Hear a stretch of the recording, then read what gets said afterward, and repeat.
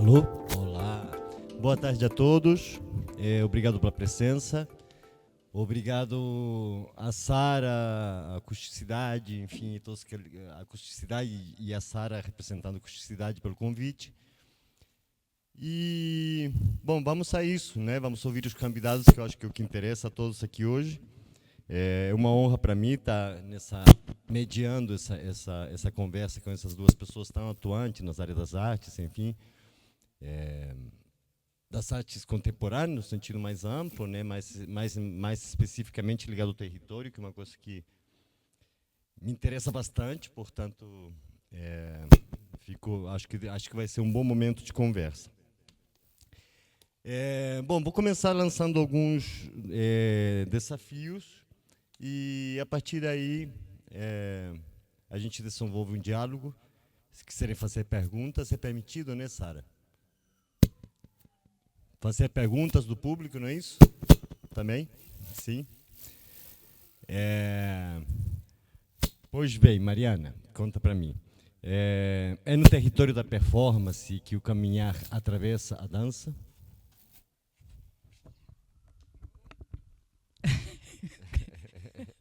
Olá, boa tarde. Obrigada pelo convite. Pensei que íamos começar mais ligeiros. Sim, acho que sim. Eu quando comecei, ou seja, a minha prática de caminhada, que eu acho que começa primeiro como cidadã, sem ter nada a ver com as artes, ou seja, de gostar de caminhar e gostar de percepcionar a cidade através destes passeios. E depois eu sou do Porto e mudei muitas vezes de casa, mudei 40 e tal vezes de casa e só tenho pouquinho mais de 40 anos, portanto, mudei mesmo muitas vezes de casa. E isto fez com que morasse não só no Porto, mas fora do Porto, mas também em zonas diferentes.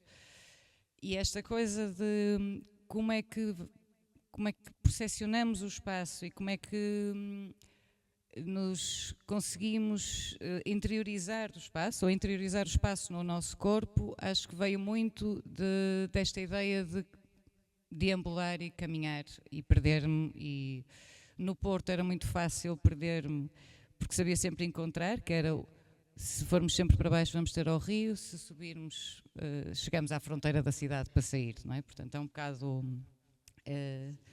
sim. E depois também acho que ao caminhar e ao observarmos todas as pessoas que caminham também e que se cruzam connosco, as ideias e é sempre um ato performativo, não é? Nós podemos observar uma cidade como ver uma coreografia ou imaginar uma coreografia. Não sei se respondi assim completamente. Sim. Perfeito. Então vamos desafiar agora o Pedro.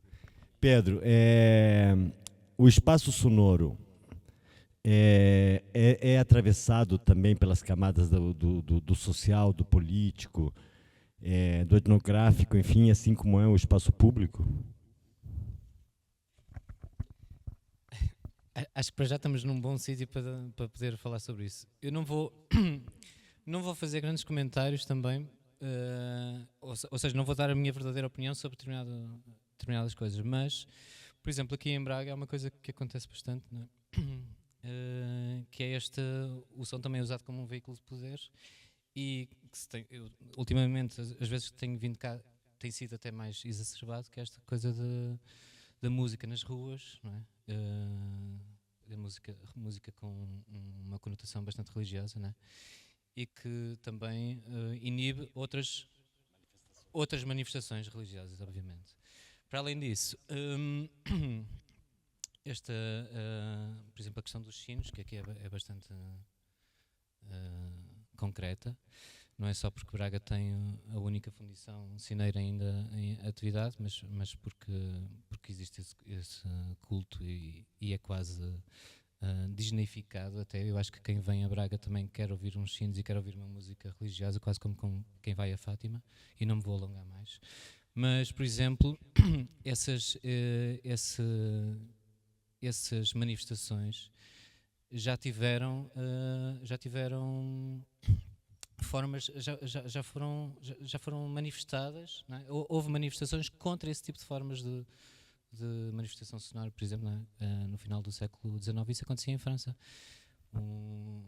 Aliás, à cabeça estava um fotógrafo muito conhecido que era o Nadar, que se queixou e fez imensas petições contra o som dos sinos. No Porto isso também aconteceu, há artigos de Jornal do Tripeiro, pessoas a manifestarem-se contra o som dos sinos, que não deixavam dormir ou alguma coisa assim. Portanto, quando nós pensamos que, também agora falaste sobre ruído, não é? Que o ruído que é uma coisa bastante pós-Revolução Industrial, não é, na verdade. Na era vitoriana também, era outros ruídos, obviamente. Portanto, sim, acho que o espaço sonoro tem muito de político acho que é por essas coisas. Agora, a tua pergunta tem mais partes que eu posso voltar, que era esta coisa. Mais ou menos por aí, mas sim, é aquela questão, não tem problema. Acho que não sei se está se ouvindo já. Alô, pronto. Sim, não, acho que já respondeste, é mesmo isso, assim, é interessante perceber que pronto, um espaço urbano, de um modo geral, ele é atravessado por uma questões sempre políticas, sociais, mas nós temos gentrificação, exclusão, enfim, uma série de coisas que atravessam. E isso se manifesta também na sonoridade da cidade, também no que a gente chama de espaço sonoro. Então, é isso. E você trouxe o exemplo dos sinos, que é um ótimo exemplo. Podemos desenvolver no decorrer da conversa. Eu vou comentar também rapidamente a tua resposta. Achei muito feliz tu ter lembrado do caminhar cotidiano, né? Que a coisa começou assim. Eu também, por exemplo, eu caminhava com meu pai quando era criança, tal, e muitos anos depois que eu pensei assim, conheci a ideia do caminhar como prática estética. Já trabalhava com intervenção urbana há 20 anos, portanto já estava ligado ao espaço urbano, mas quando de repente pensei, o caminhar pode ser poetizado, ora, como fazer isso, tal. Acho que foi um pouco o seu caso, né? De repente você percebeu que ali, ou seja, no gesto de caminhar ou no ato de caminhar poderia ser explorado também a ideia da performance, da dança, tal. Quer falar mais um pouquinho sobre isso? Posso falar? Aliás, porque o projeto Places of Comfort vem todo ele quase das coisas que eu fui iniciada com a minha avó quando era miúda na Baixa do Porto. Portanto, nós fazíamos o percurso, vivíamos em Alves da Veiga, descíamos Sá da Bandeira, Santa Catarina, portanto, aquelas eram as nossas ruas e andávamos sempre a pé. E o Places of Comfort, como existe agora, que é com postais, também foi, ou seja, também fui iniciada na prática do escrever postais e gostar de escrever postais e mandar e imaginar será que vai chegar, não vai chegar, não é? Esta surpresa, que é um bocadinho também o que acontece numa caminhada, porque numa caminhada há sempre uma surpresa, não sabemos nem os obstáculos que vamos ter que ultrapassar, e o caminhante tem uma vantagem enorme sobre alguém que anda de carro ou de autocarro ou de um transporte público, porque nós podemos atravessar zonas que são proibidas ou podemos passar por baixo pronto, esta ideia de também podermos ter mais liberdade do que dá para uma bailarina. Ou seja, é um desafio, não é? Porque podemos olhar para tudo o que é, tipo, estas escadas, e eu podia descer estas escadas como se fosse um caranguejo, que ia ser diferente e ia-me dar logo, automaticamente, um mote coreográfico, pronto. Mas, e o Places of Comfort vai dar com 3 práticas. Uma que é a caminhada, deambulação, encontrar um sítio em que eu me sinto confortável. O conforto pode ser, que é um bocadinho, o meu conforto pode não ser o teu, nem o dele, e normalmente até um desconforto, não é? O registar sítios, através de uma máquina fotográfica analógica, que depois também, ou seja, vai de encontro com a ideia do postal, que é nunca saber se o rolo vai efetivamente chegar a algum lado. E isto, eu quando estava a tirar o meu mestrado, quando estava a defender a tese, fiz uma performance em que tirei fotografias ao público e estava a ver as pessoas todas que estavam à minha frente. Fiz uma caminhada e podia dizer se estava alguém com um boné, de óculos, olhar para o telemóvel, enquanto eu estava a tirar as fotografias. O que é que aconteceu no final? Estava tão nervosa que me esqueci de pôr o rolo na máquina. Pronto, portanto, quando tinha que entregar o material, não tinha o material. E a decisão foi eu lembro-me exatamente de como é que estava toda a gente a olhar para mim, porque estava a tirar a fotografia.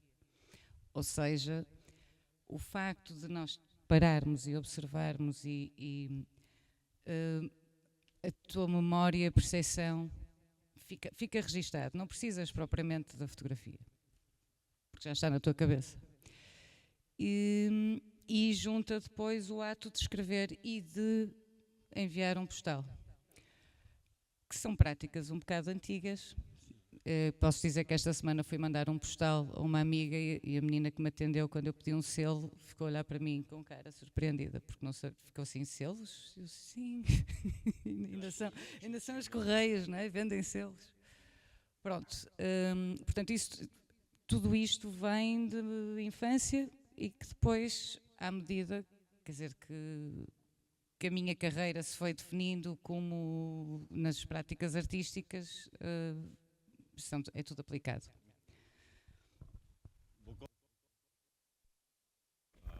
Alô? Vou só comentar aqui rapidinho o que a Mariana falou, antes de passar novamente a palavra para o Pedro, que é interessante desse teu projeto, é que, na verdade, porque, pronto, o caminhar também envolve a questão, a ideia de percurso, né?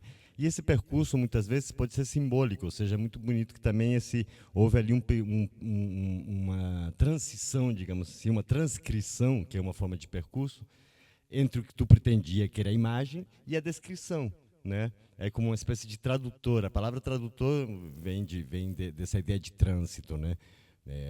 Transita de uma linguagem para outra, e no caso tu fez transitar a imagem para a descrição, ou seja, uma vez que tu queria tirar foto tal, acabou observando e podendo descrever depois. Não, o sujeito estava com boné, outro estava, enfim. Isso é muito interessante. Queres comentar um trabalho teu no território, Pedro? Ou daqui um outro que tu acha que pode ser interessante?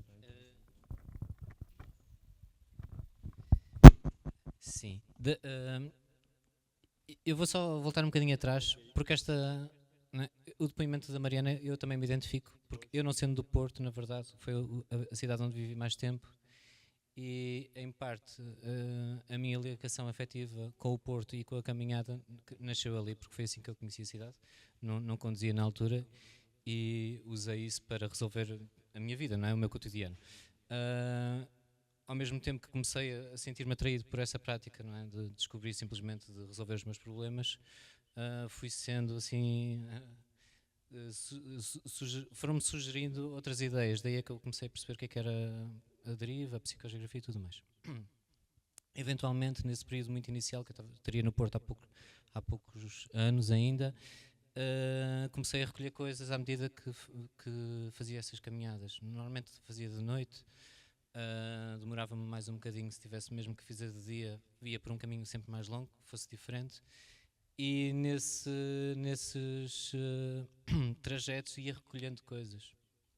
Eventualmente fiz uma série de coleções nessas visitas, que depois, nesses passeios, né, que depois identificava. Até o dia que encontrei um pedaço de fita magnética, e daí a coisa mudou, e foi aí que se desenvolveu sobretudo a minha relação do espaço sonoro público e da caminhada relacionada com todas essas coisas, não é? Aqui nas Parretas, por exemplo, não é? 20 anos depois disto, dessa primeira fita aqui nas Parretas, quando me foi proposto trabalhar aqui com um grupo, que foi mesmo fixe a participação do grupo, e portanto e a articulação de ideias que surgiu, a colaboração e a articulação de ideias. Eu não vim com muitas coisas preparadas, porque eu gosto de deixar assim em aberto, perceber o que é que pode haver de construção coletiva, mas uma das coisas que acontecia aqui, sem dúvida, que eu fazia questão, era que não resumíssemos o nosso trabalho aqui às parretas, simplesmente estar gravador na mão e gravar tudo o que achássemos interessante. Não, tentávamos encontrar outras informações aurais, não é, dessa dimensão sonora, mas que pode ser simbólica ou metafórica, e por isso obrigou-nos a deslocar por todo o bairro, não é? E a estar sempre a olhar para cima, para baixo e para todo lado, ouvir alguma coisa e procurar, ou simplesmente tentar encontrar outras manifestações, por exemplo, ondas rádio ou alguma coisa. Mas isso implicou uma participação física no espaço, não só de estar sentado com um gravador na mão e simplesmente esperar que acontecesse algo que acontece em todo lado, não é?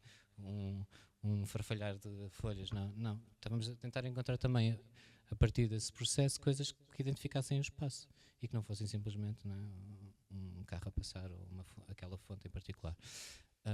Portanto, sim, esta parte da caminhada e de tentar encontrar outros significados para além dos aparentes e dos imediatos, não é? E para além de só ouvir, mas escutar e todos os níveis mentais de escutar, acho que começou também no Porto há muito tempo, com estas as primeiras derivas. Sim, nesse sentido, o que te interessa, portanto, numa paisagem sonora também são os depoimentos, né? São as histórias, porque a oralidade, uma paisagem sonora não é composta apenas, como tu disse, né, do som das folhas batendo e dos passarinhos. Tem o que as pessoas têm a dizer a respeito do bairro, que é comumente o mais interessante. É isso que tu explorou aqui, é isso? Sim, histórias, claro, obviamente depoimentos, mas também o que pode acontecer nesse espaço privado. Mas se está alguém a praticar oboé aqui dentro de uma casa, ou se há um senhor que é radioamadorista, todas essas dimensões sonoras podem ser adicionadas, não é? Pensadas. E podem não ser coisas que tu ouças à primeira, não é? Ou implica que haja uma descoberta, não é?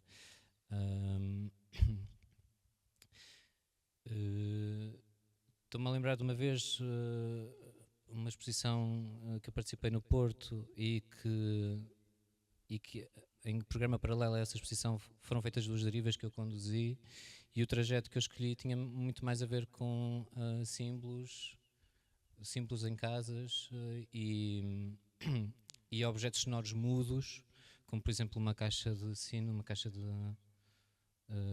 alarmes de sino, que era uma coisa que se usava antigamente para alarmes de incêndio ou alguma coisa, ou por exemplo liras desenhadas em ferragens de varandas, coisas assim, não é? Coisas que podem ter um significado sonoro, mas não necessariamente emitir som. E podes falar sobre isso, não é? Podes ir buscar outras histórias, fazer paralelismos, etc., com outros lugares, mas acho que até muitas vezes acabam a dar uma identidade a um espaço concreto. No Porto também havia uma fundição e nós começávamos a deriva num sítio aparentemente calmo, mas que não seria. Agora sim, mas não seria antes. E pronto, e à medida que vamos aproximando-nos do centro, vamos ficando cada vez, não é? Depois a deriva também culminava assim num ponto mais e em crescendo de ruído.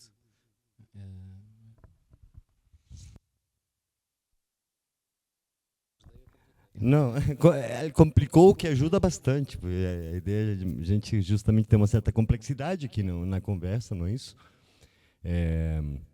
Olha, Mariana, eu ia te perguntar o seguinte, tem um evento, eu conhecendo o teu trabalho, me lembrei por acaso, depois eu quero mandar o link e tal, em Salvador, na Bahia, que chama Corpo Cidade, não sei se já ouviste falar, e é muito interessante porque é organizado pelo Departamento de Dança e pelo Departamento de Arquitetura da Universidade Federal da Bahia. Participei dele há muitos anos atrás. E pronto, e é basicamente sobre isso. Então, eu queria saber no teu trabalho, que é voltado para o território urbano, tal, se essa relação entre dança e arquitetura, como é que se dá, enfim, se te interessa essa interligação. É isto. Interessa, claro, não é? Porque a arquitetura acaba por também definir um bocadinho acho que te dá identidade dentro ou seja, por exemplo, o Porto com as casas graníticas é muito diferente de se fores caminhar para uma cidade como Lisboa, por exemplo, não é? E, por exemplo, eu vivi em Lisboa e as caminhadas em Lisboa eram mais dolorosas, não é? É tudo mais largo, é tudo mais... Apesar do sobe e desce do Porto, mas isto também porque, ou seja, interessa-me, mas interessa-me principalmente os lugares intermédios. E eu acho que tem um bocadinho a ver com aquilo que estavas a dizer, Pedro Augusto, que é o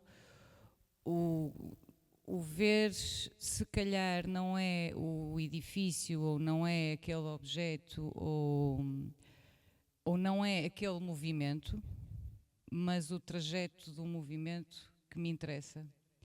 E se calhar não é a obra em si, arquitetónica, mas o pormenor que está, sei lá, nem que seja o passeio que está desgastado porque as pessoas caminham mais por lá ou passam mais por lá, pronto, e portanto a dada altura eu comecei a ter mais em conta esses pormenores e a interessar-me mais isso e como é que eu adaptava isso na ideia da coreografia. E imaginar a coreografia como uma coisa que tu vês de cima, tipo olhares para a cidade de cima e os trajetos são os percursos coreográficos das pessoas que estão na cidade. E nesses bocadinhos, em vez de ser o global, ser estes pormenores. Não sei se...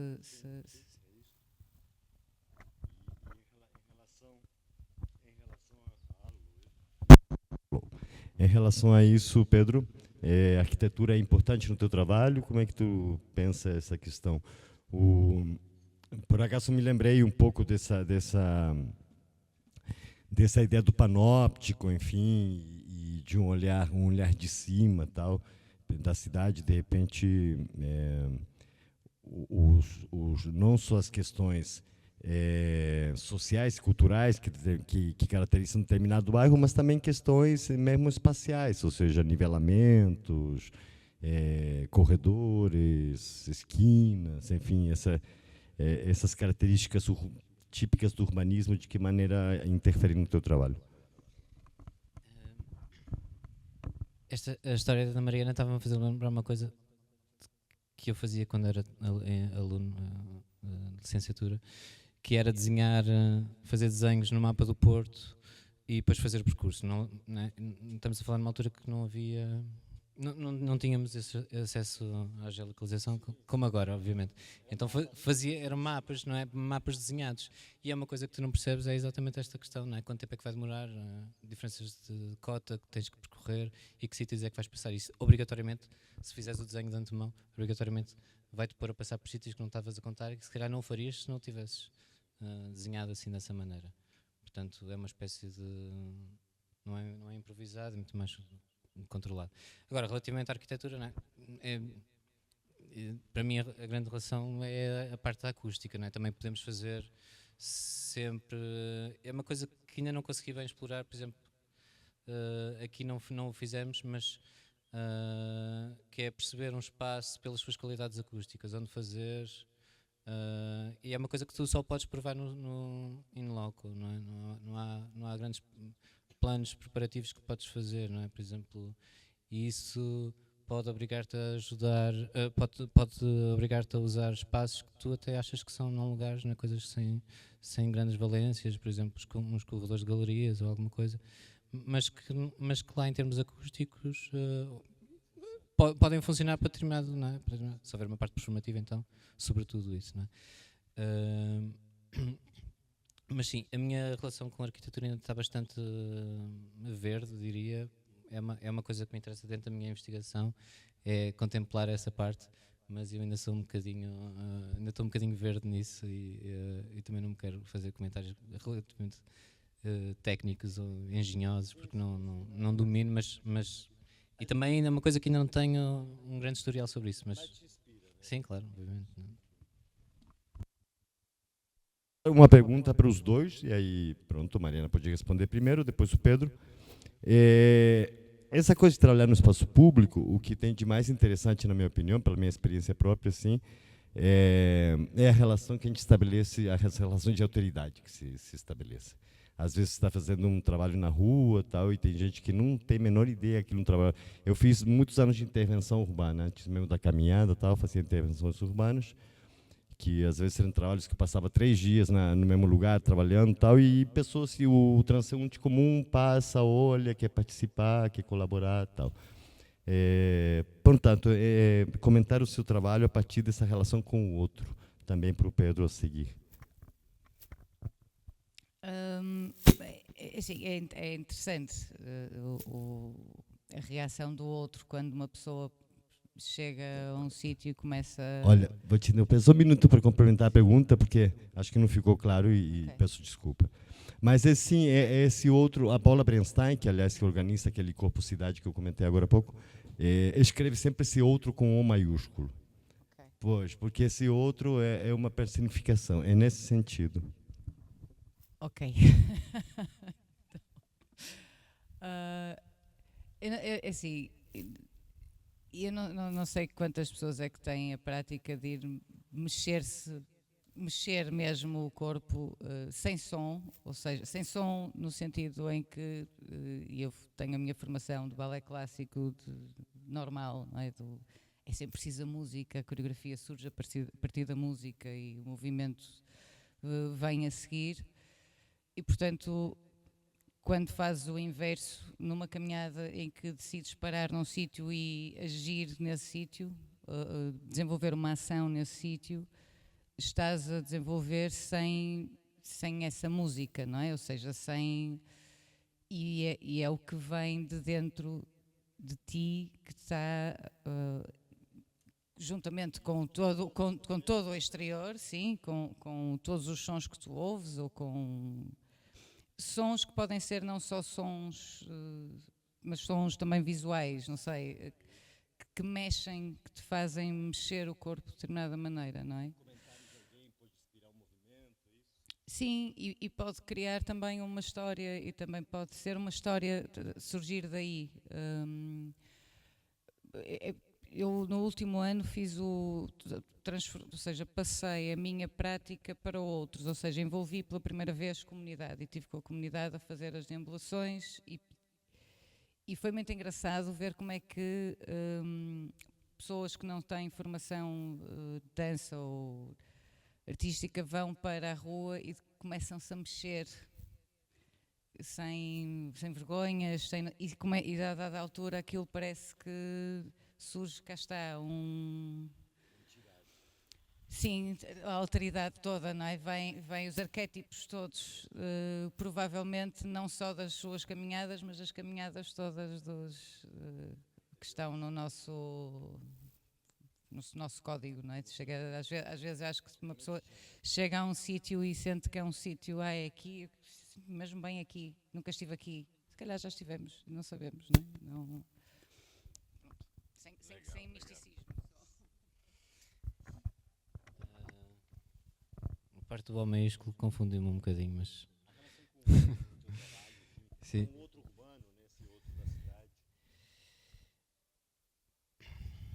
Você vai num lugar que faz umas gravações, vai ter o sujeito que passa vendendo alguma coisa, ou o vizinho que está na varanda, ou alguém que quer mesmo comentar, porque é curioso, está com um gravador na rua, sempre tem alguém que diz assim, mas o que tu está gravando? Já me perguntaram, onde é MTV? Eu falei, não, eu trabalho de arte, eu estava cheio de microfone no centro do Rio e pronto. Logo acharam que era MTV, eu falei, não, é performance.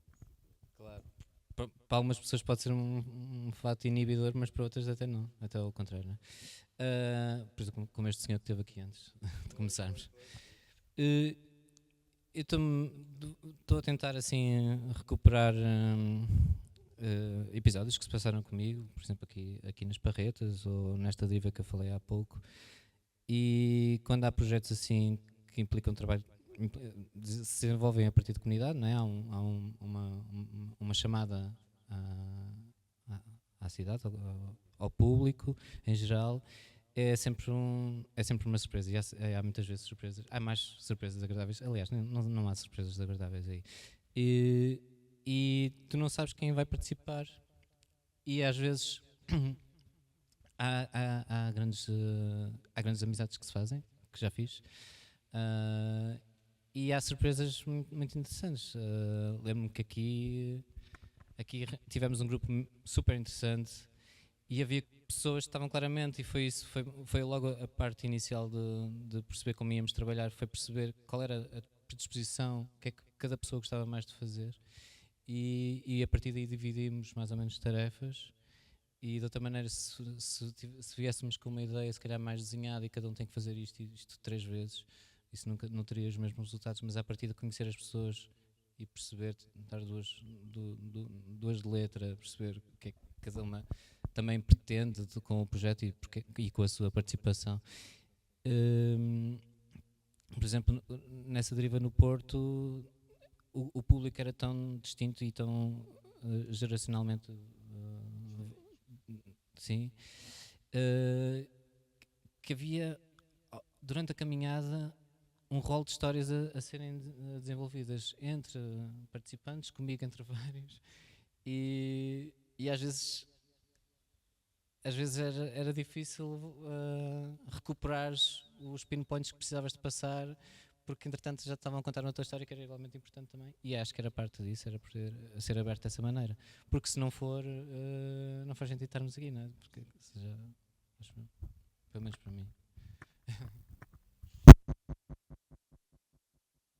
A Mariana falou de arquétipos, eu me lembrei do Carreri dizendo que a gente, o ser humano primeiramente nômade e depois, pronto, uma questão civilizatória e social, fomos nos tornando sedentários e tal, mas que a nossa, digamos assim, nossa origem seria mesmo para o nomadismo. Eu acho que seria interessante se o público participasse, não sei se está...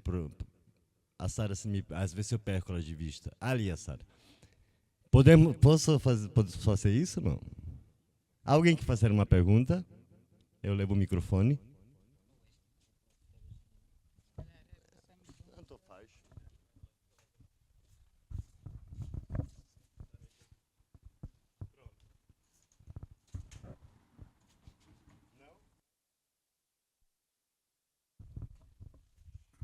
Olá, gostei muito de os ouvir. Estava aqui a pensar na palavra caminhada, que é uma palavra que estava aqui a ressoar no meu ouvido. E lembrei-me, eu costumo usar uma outra palavra que é passeio, até porque eu tenho aqui como missão sempre publicitar a passeio a todo momento.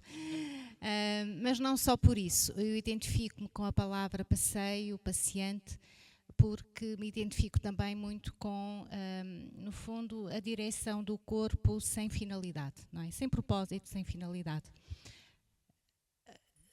Também não me identifico com a deriva, porque a deriva, enfim, poderá estar, não necessariamente, mais conotada, e falávamos de política há pouco, com o sentido que lhe deu, por exemplo, o Guy Debord, os situacionistas, e também não costumo usá-la porque me parece às vezes demasiado conotada. Mas falando nesta ideia, qualquer que seja a palavra, desta ideia de facto de andar sem propósito, sem finalidade, que é, eu considero isto um luxo, não é? Numa vida não é tão disciplinada que todos temos, não é? E isto é também uma questão também política, não é? Portanto, somos de tal forma espartilhados, não é? Pelo sistema, se quisermos agora revisitar até o próprio Debord, mas de facto este exercício de ir não sabendo para onde, nem para quê, nem porquê, parece-me fundamental até como modo de sobrevivência. Pergunto-vos se pensam nisso, se incorporam essa ideia do curso sem curso. Obrigada.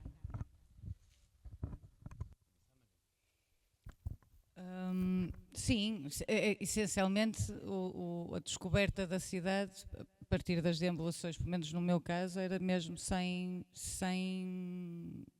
propósito nenhum a não ser caminhar. Pronto. Claro que há sempre um retorno, não é? A pessoa acaba por fazer uma volta, e eu lembro-me de determinada altura obrigar-me a tentar encontrar trajetos diferentes naquela do agora tenho que virar aqui.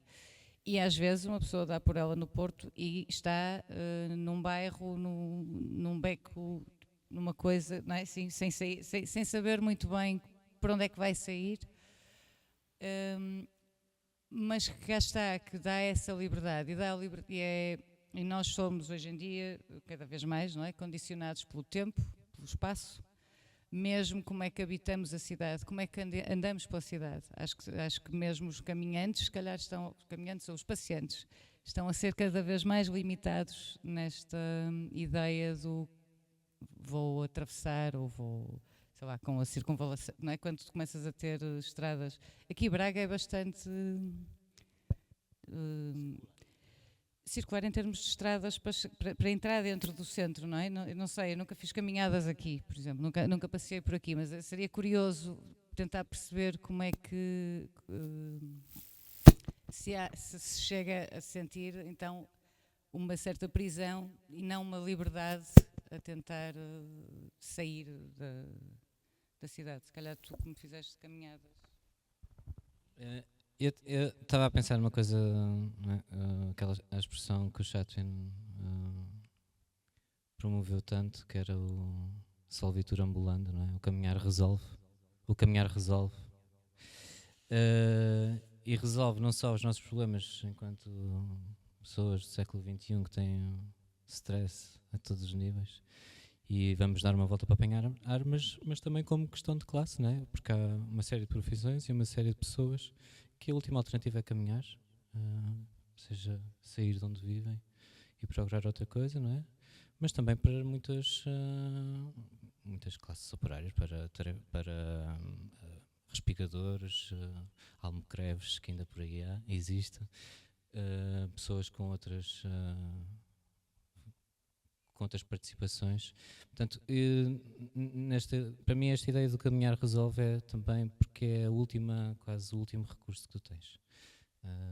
Quando acabar tudo, ou quando não tiveres nada, e há muitas pessoas que não o têm, caminhar é a única coisa que te pode levar, não é? Que pode ajudar a mover.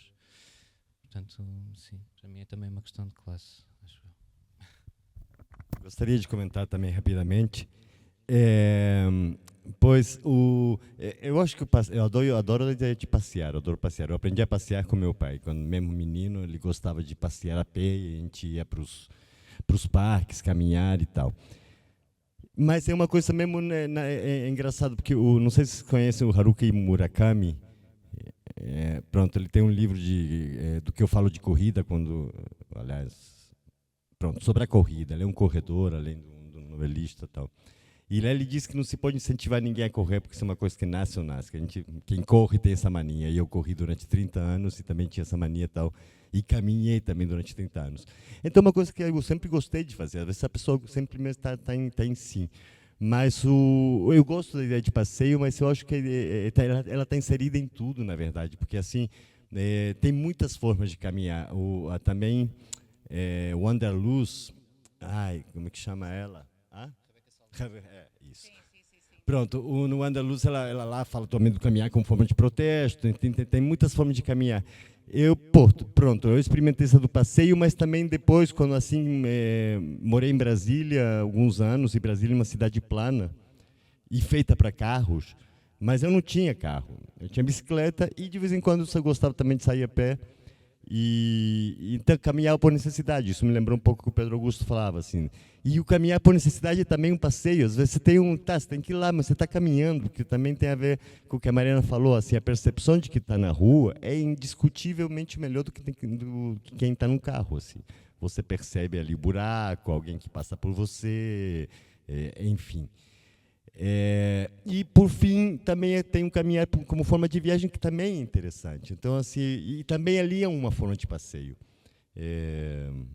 Eu fiz Barcelona-Porto a pé, E eu acho que caminhar com forma de viagem é também outra coisa também fantástica. Assim. Então, portanto, assim, respondendo sua pergunta de um modo mais amplo, sim, eu adoro o passeio, mas eu acho que a caminhada é tanta coisa, assim, é muito mais complexo e sem contar, como comentou também aqui o Pedro, as migrações que se fazem a pé, né, um caráter mesmo por necessidade. Então tem caminhadas de todo tipo, assim. Eu acho que o passeio está sempre um pouquinho ali, essa que é a questão. Porque quando tu está na rua, mesmo que seja indo resolver um problema, se tu vai a pé, é outra história. Há ali um passeiozinho, por mais que seja resolver um problema, mas você vai acabar olhando a florzinha que tem no jardim ali, mais adiante, e assim vai. Então acho que é sempre um passeio. Querem comentar mais? Uma pergunta. Oba. Já tem microfone ali. Boa tarde, está-se a ouvir bem.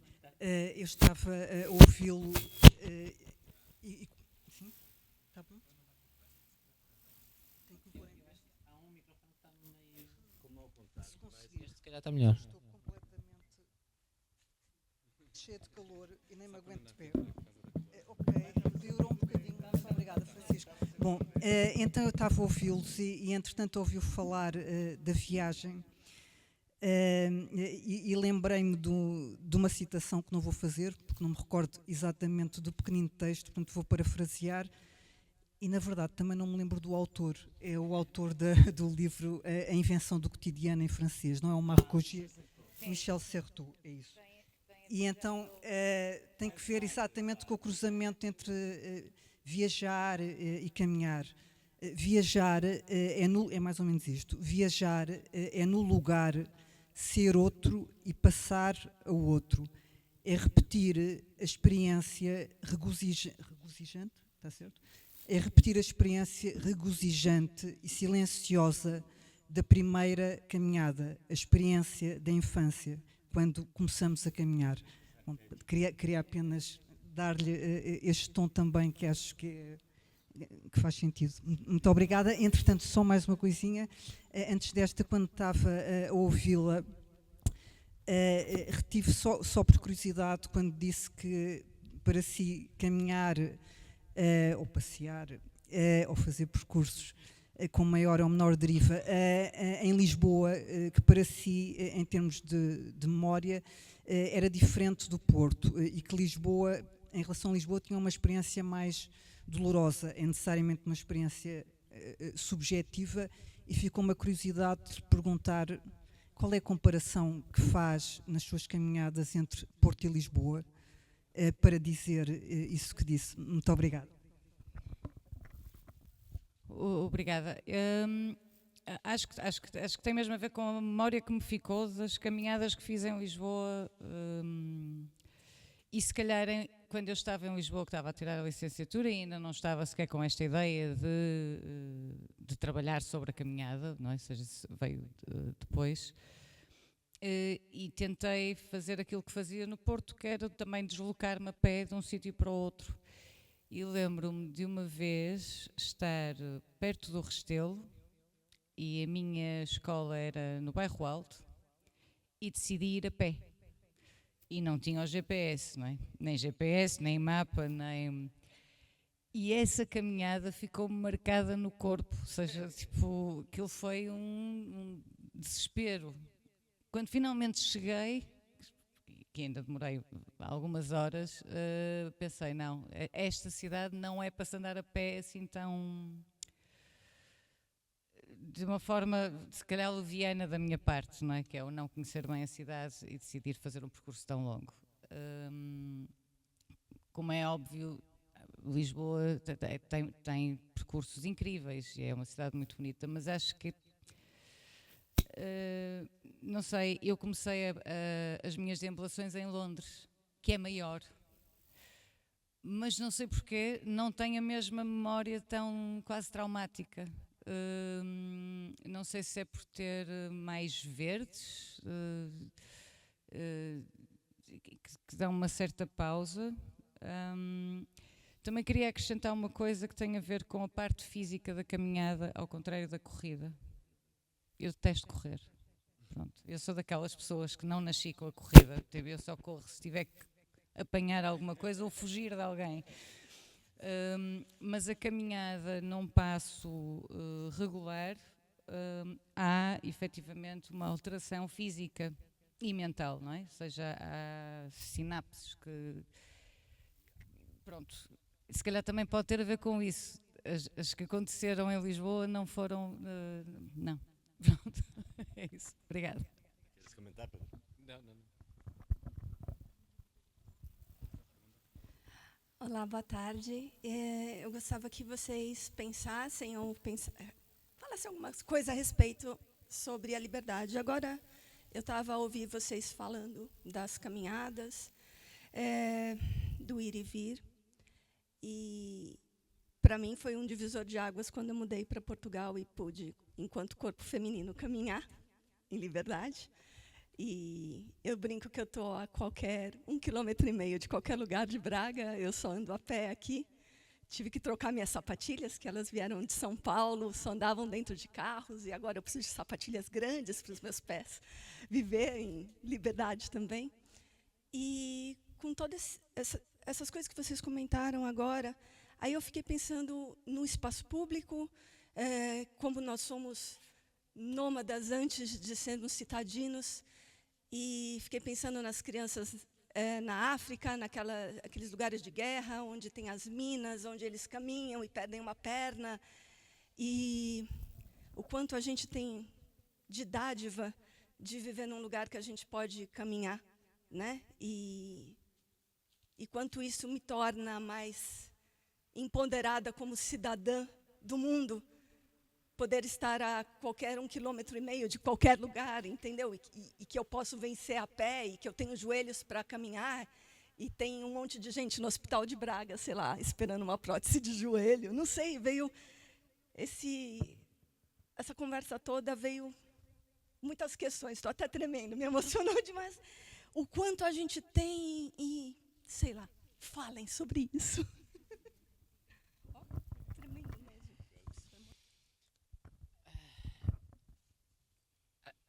Passámos por este tópico há bocadinho, mas mas sim, este lado, não é? Por exemplo, há imensa literatura sobre isto que estamos a debater, obviamente, não é? Toda a gente já leu 2 ou 3 livros sobre este tema, de autores diferentes. Mas há poucas coisas sobre, por exemplo, este episódio mais concreto do que é caminhar à margem, né?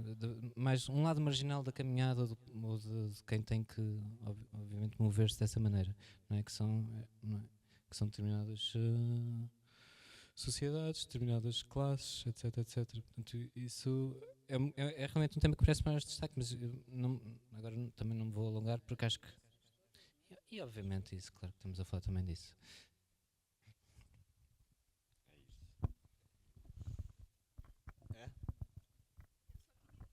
Sim.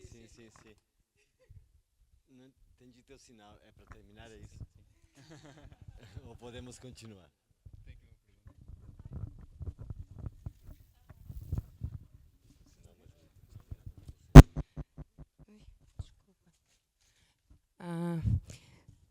Bem, eu há bocado fiquei com o pulgar atrás da orelha.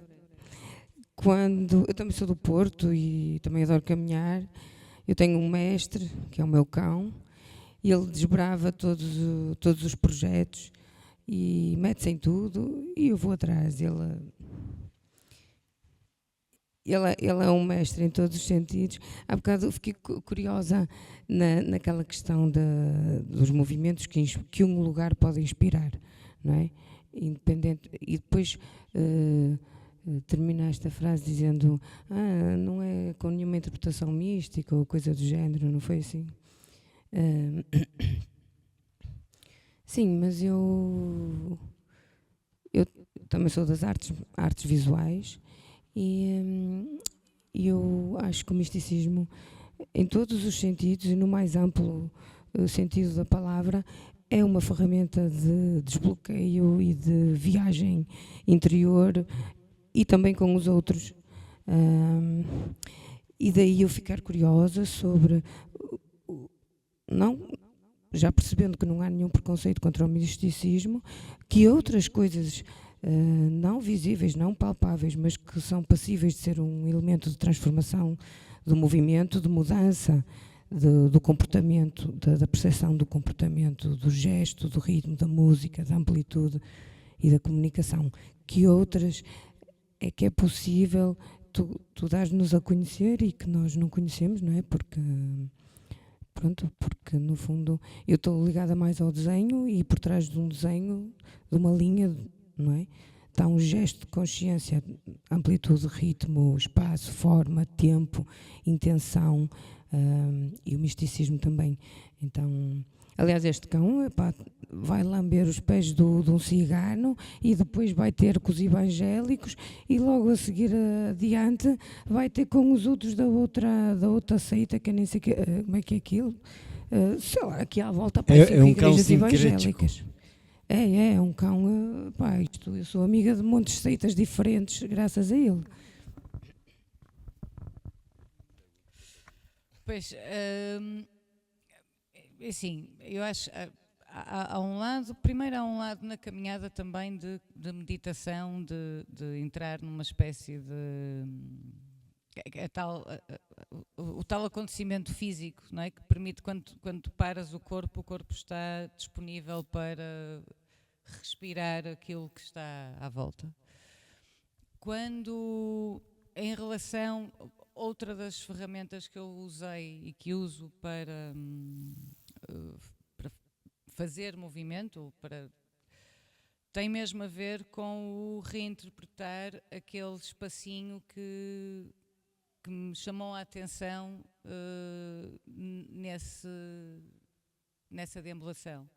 Como, por exemplo, umas escadas, e em vez de estar a descer as escadas com os meus pés, posso descê-los com as mãos, ou se me puser ao contrário, o que é que isto... E é quase brincar.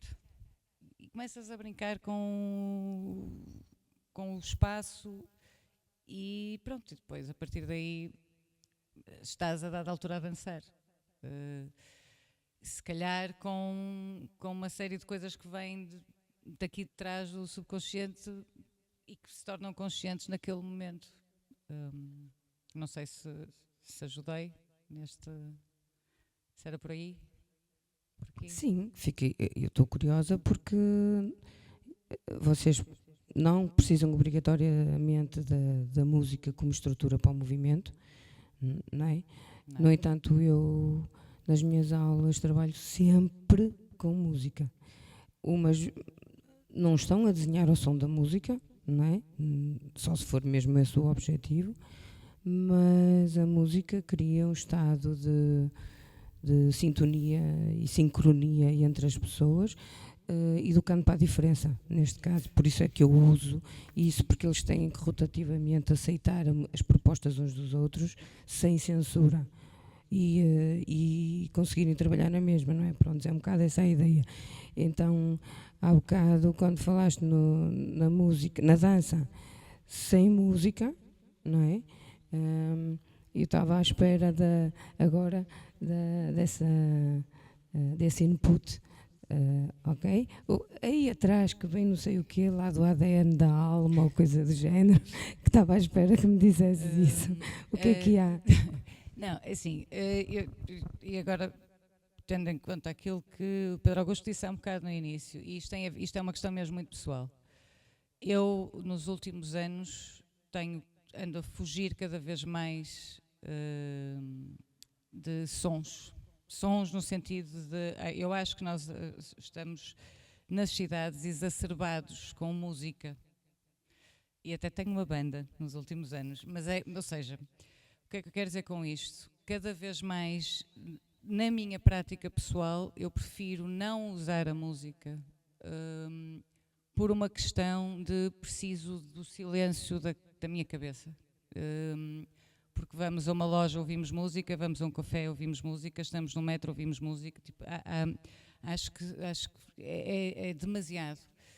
E tento muitas vezes, eu também dou aulas de movimento, muitas vezes tento pôr as minhas alunas e os meus alunos a mexerem-se sem isso. Muitas vezes uso, por exemplo, a ideia de ações.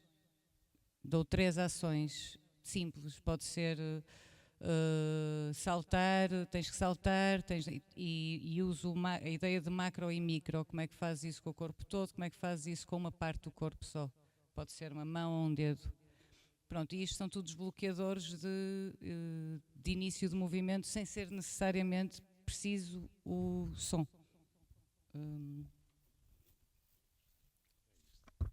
Sim, pronto, e para terminar, eu acho ótimo essa coisa de dispensar a música, porque sempre uma coisa que me deu muita agonia nos últimos anos, com essa coisa dos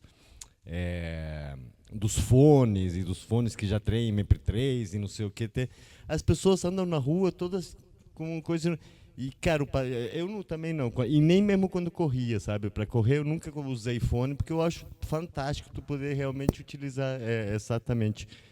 E sobre a ideia de misticismo, para complementar a resposta da menina ali, eu sempre fui um pouco, tento não mistificar meus trabalhos, isso sempre me incomodou um pouco. No meu caso, no projeto Radionômada, que foi uma caminhada de 45 dias e tal, eu me orgulhava e tinha uma certa teimosia em dizer que não, que o interessante era o trabalho técnico, pegar a onda sonora de rádio que está viajando em determinados momentos, não sei o quê. Mas meu orientador do doutorado insistia nessa questão e tal, e em determinado momento eu tive que dar o braço a torcer, porque é impossível tu andar um dia inteiro, 40, 45 quilômetros, sem conversar com ninguém e não começar a refletir sobre a tua própria vida, enfim, sobre o mundo de modo geral. Pronto, era só para complementar. Eu queria dizer que estou muito feliz e muito grato pelas falas aqui de Pedro Augusto e Mariana, agradecer demais a presença de vocês. Eu espero que tenham gostado. Para mim foi uma conversa, ouvi coisas fantásticas, saio daqui bem inspirado e espero que todo mundo saia. Obrigado, Sara, obrigado a todos. É isto.